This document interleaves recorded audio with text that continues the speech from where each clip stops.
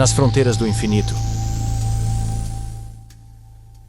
Bem, Rodrigo, aqui a proposta do bloco Nas Fronteiras do Infinito é trabalhar com um pouco de novidade astronômica, coisas que estão mais próximos da fronteira do conhecimento.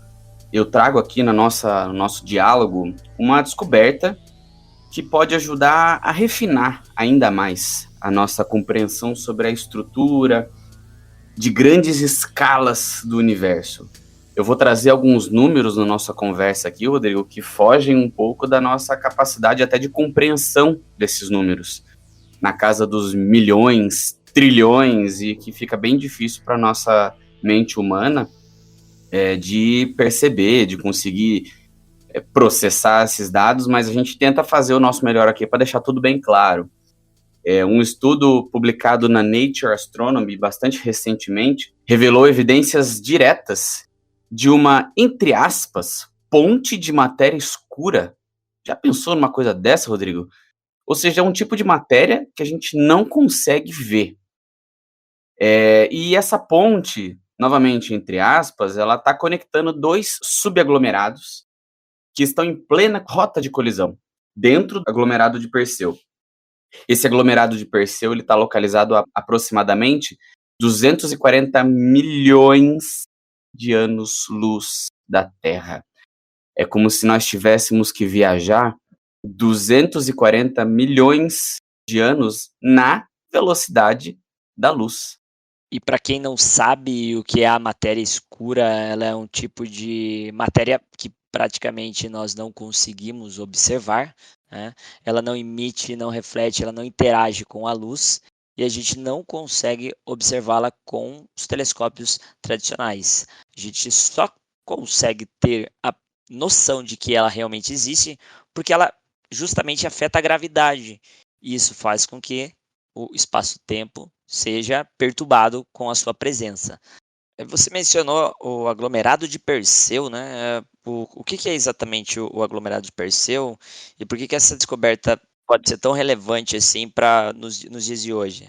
Bem, o aglomerado de Perseu é um dos maiores e mais massivos aglomerados de galáxias conhecidos até o momento. E aqui vem um número que é gritantemente muito fora da nossa realidade. Dentro desse aglomerado, a gente como se nós tivéssemos cerca de 600 trilhões de massas solares. É muito difícil de conseguir ter uma noção, uma percepção e criar, inclusive, até analogias em relação a esse número, porque pensa, 1 trilhão são 1.000 bilhões, então a gente tem 600 trilhões, então, assim, é um número muito grande de a gente conseguir processar dentro da nossa capacidade humana. Mas, enfim, esse aglomerado ele é composto por milhares de galáxias mantidas juntas pela própria gravidade.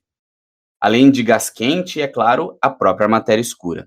É bastante interessante e importante a gente conseguir pontuar aqui para quem nos ouve uma dimensão de escala ou até de progressão de posições no espaço.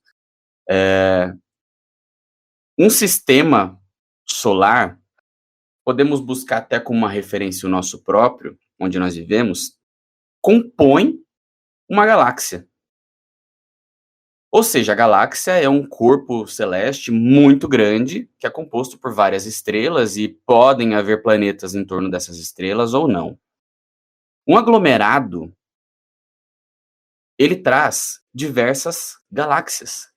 E nesse caso, a gente está falando do aglomerado de Perseu.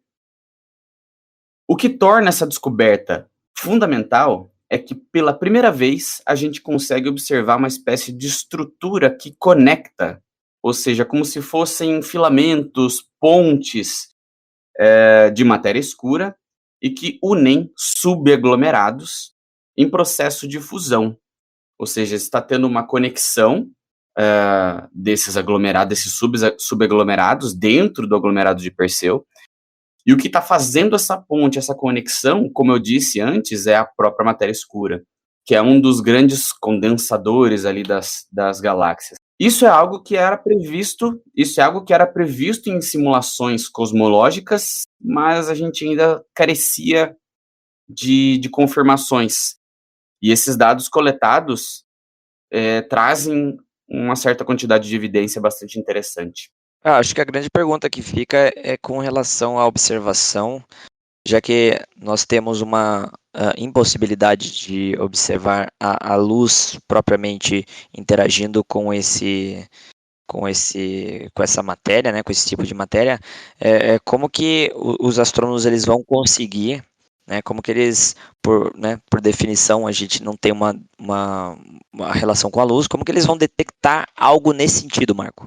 Aqui eu acho interessante a gente pontuar os nomes dessas pessoas que tiveram atuando nesse estudo. A equipe liderada pelo Dr. James G, por meio do telescópio Subaru, do Observatório Astronômico Nacional do Japão, porém que fica localizado em território estadunidense, mais precisamente ali no Havaí.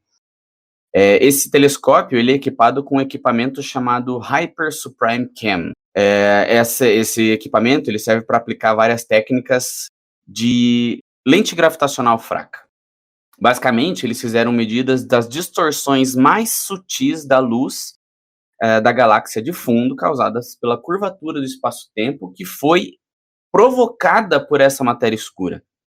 Essas distorções elas permitiram mapear uma distribuição de massa no aglomerado, revelando um subaglomerado de aproximadamente, novamente aqui um outro número astronômico, 200 trilhões de massas solares, conectados ao núcleo principal por um filamento, por um tufão de matéria escura com densidade significativamente menor.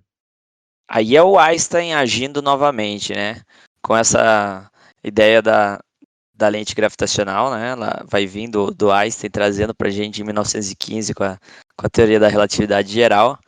A ideia de que um objeto massivo vai distorcer o espaço-tempo um pouco antes, né, de um objeto que a gente está querendo observar lá no fundo, e isso vai desviar a luz, né? Então você consegue observar como se o espaço fosse um vidro curvado, né? É como se o espaço-tempo virasse uma lente, né, interagindo aí indiretamente com a luz, que é ainda o que a gente consegue observar, né? Mas por que ele menciona na notícia, Marco, que essa ponte específica era considerada a peça que faltava? Acontece que alguns modelos anteriores, Rodrigo, do aglomerado de Perseu, eles não conseguiam explicar completamente quais eram essas anomalias e o que aconteciam com elas. Como, por exemplo, a distribuição assimétrica desse gás no interior desse aglomerado, além das perturbações nas órbitas das galáxias satélites daquela região. A presença desse subaglomerado, Rodrigo, e de sua conexão com o núcleo principal confirmam que o sistema passou por uma fusão ainda maior há cerca de 5 bilhões de anos atrás, né? E isso resolve várias inconsistências observacionais. Uma vez que a gente não tinha essa noção de como era essa estrutura, agora que foi colocado a hipótese de ter uma lente gravitacional provocada por um tufão de matéria escura que faz essas conexões com esses subaglomerados, a gente consegue ter uma noção da estrutura desses subaglomerados que estão em colisão. E como que a gente vê isso na cosmologia moderna, né, como um passo talvez fundamental para o todo o sistema, né? Porque a cosmologia justamente vem para estudar um pouquinho sobre a origem, né, do universo e essa estrutura do cosmos como um todo, né? Como você vê que nós temos uma implicação maior para o estudo da cosmologia daqui para frente? A gente fala das origens e de como isso foi progredindo até hoje e a gente consegue fazer talvez algumas previsões de como vai ser no futuro. Bem, 2 pontos cruciais precisam ser levantados aqui. E aqui vai um pouco de tecnicismo, um pouco mais próximo da astronomia de fronteira, que primeiro, a gente reforça o modelo Lambda CDM. CDM vem de Cold Dark Matter, ou seja, quando a gente fala de matéria escura fria, e esse lambda, ele indica a constante cosmológica como parte de um termo da energia escura que permite conhecer o valor atual da aceleração com que o universo expande. Bom, e esse modelo ele prevê algumas estruturas cósmicas que se formam através desse formato de fusão desses blocos ou de tufões de matéria escura, Rodrigo. O segundo ponto crucial demonstra que essas conexões, esses filamentos, esses tubos de matéria escura, antes eram apenas inferências estatísticas. Nós sabíamos que havia uma distribuição dessa matéria pelo espaço, porém agora elas podem ser detectadas diretamente em sistemas próximos com essas técnicas observacionais, cada vez mais precisas e refinadas com o avanço da tecnologia. A parte boa disso é que ela abre novos campos, novos caminhos de estudos detalhados de toda a rede cósmica em outros aglomerados. Então, digamos que ali, em Perseu, foi só um ponto de partida, Rodrigo. Com essa nova capacidade de observação, eu acho que a gente consegue mapear melhor, né, essa teia cósmica, né, que a gente consegue ver, inclusive, em alguns vídeos, mostrando a conexão do universo. Só que é como se antes nós víssemos só a sombra, né, através da radiação de fundo. E agora a gente começa a ver os fios de verdade. Mesmo que não diretamente, mas estamos começando a ter nossas observações desses fios que fazem essas conexões. Muito legal, Marco. E quem quiser se aprofundar, tem o artigo original que está na Nature Astronomy. Mas para além do artigo original, do paper da Nature Astronomy, eu queria deixar aqui para os nossos ouvintes uma sugestão de leitura para um artigo de divulgação científica traduzido para o nosso português brasileiro, que está no nosso blog, no blog do Clube Centauri.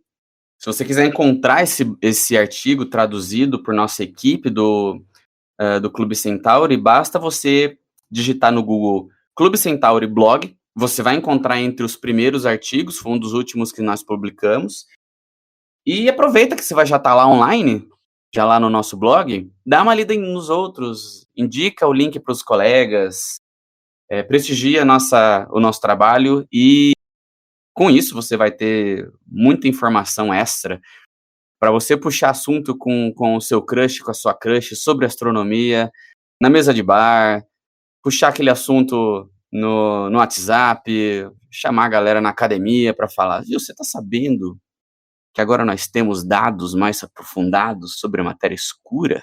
É isso. Esse foi o Fronteiras no Infinito, nosso bloco com conteúdo de primeira.